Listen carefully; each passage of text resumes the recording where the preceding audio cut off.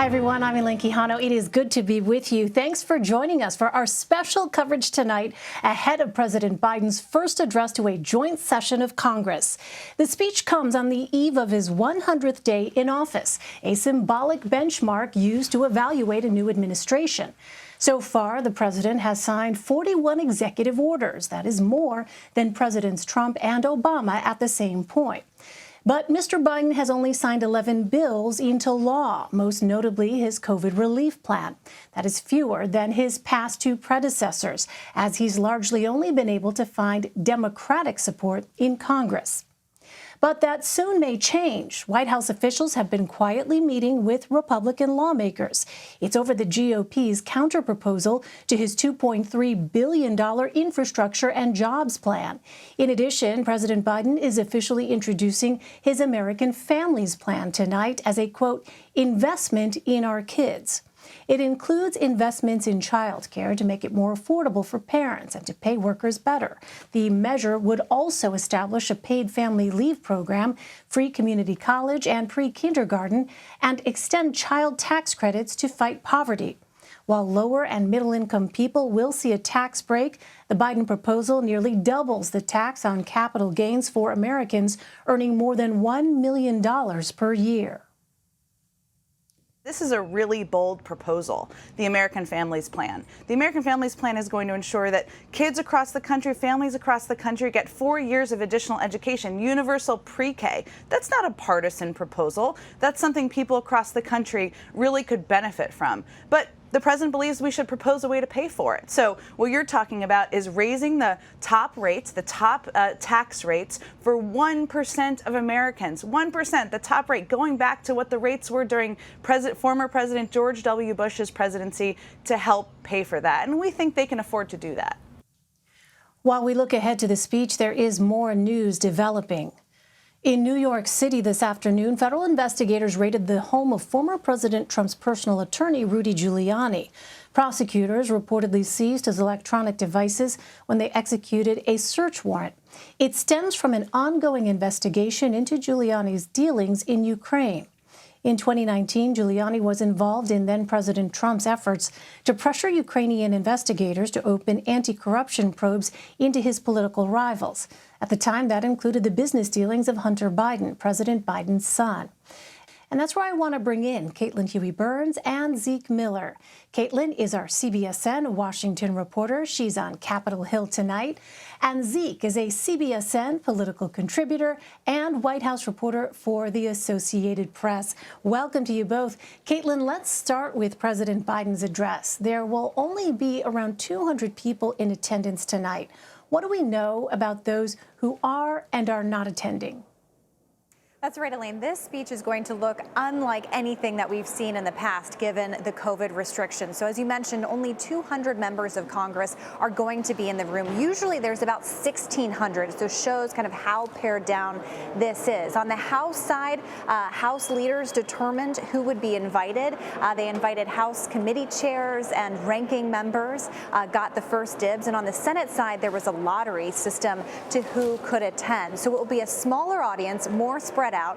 It feels, very strange because usually on days like this, you see lawmakers going into the chamber in the early hours of the morning, trying to save seats for themselves, get as close to the president as possible to try to touch the president or interact or get an autograph even. So you're not going to see any of that this time around, given the COVID restrictions. You're also not going to see all of the members of the Supreme Court who usually attend. Chief Justice John Roberts will represent them. The chairman of the Joint Chiefs of Staff will be representing the military branch, so a much more pared down version. And I think it's also important to note kind of the historical significance of where Biden is giving this speech. Remember, he had been a senator for a long time, had been attending these since the 1970s. He, of course, attended 8 years worth of addresses to Congress while he was vice president. But just 4 months ago, in this same exact chamber where he will be freestanding, was the insurrection on the Capitol. And insurrectionists trying to prevent the president from being, the election results from being certified. So the historic nature of that is something to note, as well as the two women who will be seated behind him, Nancy Pelosi and Kamala Harris. For the first time, you'll see two women there. So a lot of history being made with COVID restrictions, but also in terms of the House Speaker and the Vice President. Yes, a lot of symbolism tonight. Well, Zeke, after tonight's address, President Biden is going back on the road to sell his American jobs and families plans and to visit a former president. Tell us about that. Well, the White House, as in normal years, and Caitlin talked about how this joint address is different than other states of the union and joint addresses, and that the setting on the Hill will be different. But what will be the same is that the president and White House aides and senior cabinet officials will all be hitting the road over the next week. The president will be going to Atlanta tomorrow, to Philadelphia on Friday. There he'll be celebrating the 50th anniversary of Amtrak. And then the White House announced that he'll be going to Virginia on Monday as well. But while he's in Georgia on Thursday, the president's going to be visiting the 39th president, Jimmy Carter, and his wife, Rosalind. They were not able to attend his inauguration 99 days ago because of COVID and because of their advanced age. But obviously, Jimmy Carter is a beloved figure within the Democratic Party, is an icon. And Joe Biden was the first Democratic senator to endorse his campaign for president 45 years ago. Carter is also the longest living president in their retirement age, which is exactly now, 40 years and 99 days. So the president will see him on the anniversary of 40 years and 100 days after leaving office. Wow, really remarkable symbolism there as well. Zeke, it seems that things are still in flux for the Biden administration's infrastructure and jobs proposal. And now the president is looking at another ambitious package. So where do negotiations stand? Well, we saw that counteroffer from some Republican lawmakers last week. White House aides made a show of saying they were not dismissing it out of hand the way that they dismissed the Republican counteroffer to the president's COVID relief package a couple of months ago. That said, a lot of outside experts and Democrats on Capitol Hill sort of hold up the Republican proposal against the president's proposal and say they are nowhere close. And that is true. They are very, very far apart, but the president wants to give the legislative process a little bit of time. That said, that $2.3 trillion proposal that the president put forward was already sort of sent the Republicans' eyes open in sort of sticker shock as they've sort of come back around on deficit spending. And now that there's a Democrat in the White House, and now the president is proposing another nearly $2 trillion on top of that. It is a very, between these two legislative proposals, it is a staggering amount of money, a true effort by the president to redefine the role of government in American society. Democrats are cheering that.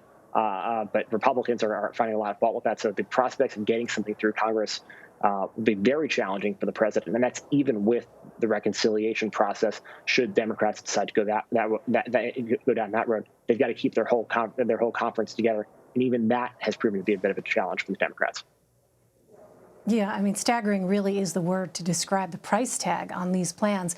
Well, Caitlin, the talks with Republicans are ongoing, and this afternoon you actually spoke to one GOP congressman, Michael McCall of Texas, about his view of President Biden's first 100 days and the president's new proposals. Let's go ahead and listen to some of your conversation.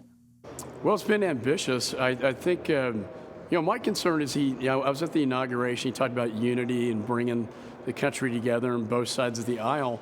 Yeah, I'm on the Republican side. I've been disappointed that we couldn't have a COVID package that was bipartisan. We're looking at an infrastructure bill that has every potential to be bipartisan. Now we'll have an announcement on a new education health care proposal that will cost another $2 trillion.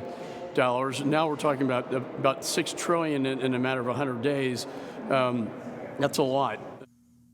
So, Caitlin, is it clear where there's room for compromise? If there's any room at all to do that? Yeah, it's a good question, Elaine, because when it comes to infrastructure is one of those things that always sounds good on paper and something that both sides always say, sure, yeah, we can get on board with infrastructure. But when you actually get down to the details, and by details I mean how much it costs and what exactly infrastructure means, that's where the two sides are very far apart. As Zeke mentioned, Republicans are really balking at this big, hefty price tag. They say that's a key sticking point, even though there are some provisions that they might be able to support.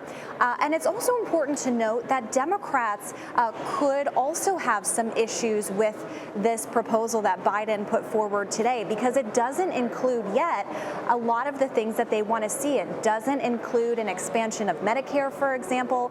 It doesn't include anything addressing prescription drug prices, which they've wanted to address, and they've also wanted to lift the cap on state and local deductions. So I asked Steny Hoyer, the House Majority Leader, about that earlier today, and he said, look, as the legislative process goes forward, those items might be able to be worked in, but you have to get the Democrats on board for this kind of thing, and so that could also, push Republicans further apart. And what's really interesting is to hear from the White House about what they define as bipartisanship these days, because yes, Biden is someone who campaigned on bringing everybody together, campaigned on bipartisanship, but they don't define it as getting support from Republicans necessarily. They seem to define it as getting support from the American people. So they point to polling that shows, our own CBS News polling shows broad support for the broad parameters of the infrastructure plan and how to pay for it, including support for taxing those who